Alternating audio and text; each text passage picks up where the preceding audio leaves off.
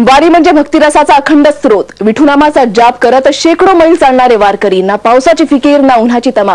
मग अगदी लहान मुलांपासून वृद्ध वारकरीही देहभान विसरून पांडुरंगाचा धावा करतात.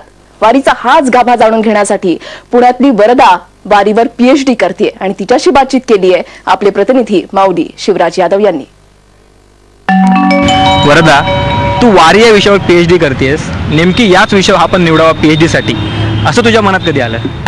मी आईचा हात धरून लहानपणी दर्शनाच्या रांगेत उभी राहिलेली मला अजून आठवतं ते चित्र.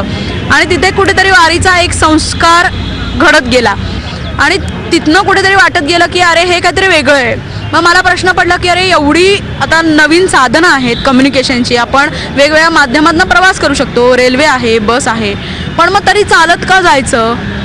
म्हणजे हे काय आहे की ही कुठली झिंग आहे की बाकी सगळं सोडून आपण चालत जायचं सगळं?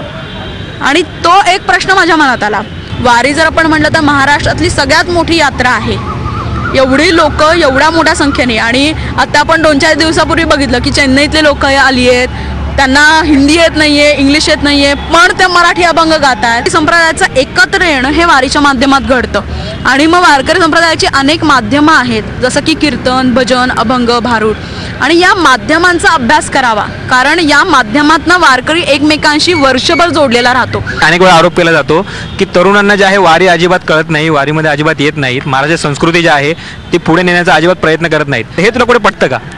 नाही, मला असं वाटत नाही. म्हणजे आपलं कदाचित जो आपण मगाशी स्वच्छतेचा मुद्दा म्हणला त्याबद्दल आपल्याला थोडासा राग येतो, आपल्याला थोडी चीड येते, आणि हे काय हे जरा स्ट्रीमलाईन व्हायला पाहिजे असं वाटतं.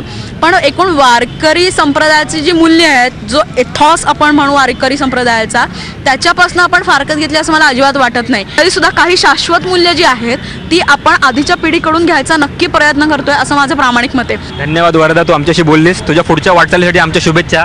तर वरदाने सांगितलेलं आहे की आम्ही जे आहोत प्रतिनिधित्व करत आहोत. तरुण मुलं किंवा तरुण मुली जे आहेत वारीकडे आकर्षित होत नाहीत असा कोणाचा समज असेल तर तो चुकीचा आहे. आम्ही आमचा वारसा जो आहे पुढे चालवणार आहोत आणि वरदाकडून जे आहे इन्स्पायर होऊन इतरांनी देखील आपली वारी किंवा आपली संस्कृती जी आहे ती पुढे अशीच न्यावी अशी अपेक्षा आम्ही करतो. कॅमेरामॅन ओमकार सोबत शिवराज यादव, मी मराठी, पुणे. तरुणांचा वारीमधला सहभाग हा दिवसेंदिवस वाढतच चाललेला आहे. ही भक्ती आणि ही शक्ती कुठून येते तर विठुनामाच्या गजरातूनच. वेळ झाली एक छोटासा ब्रेक घेण्याची. कुठेही जाऊ नका, पाहत रहा मी मराठी न्यूज.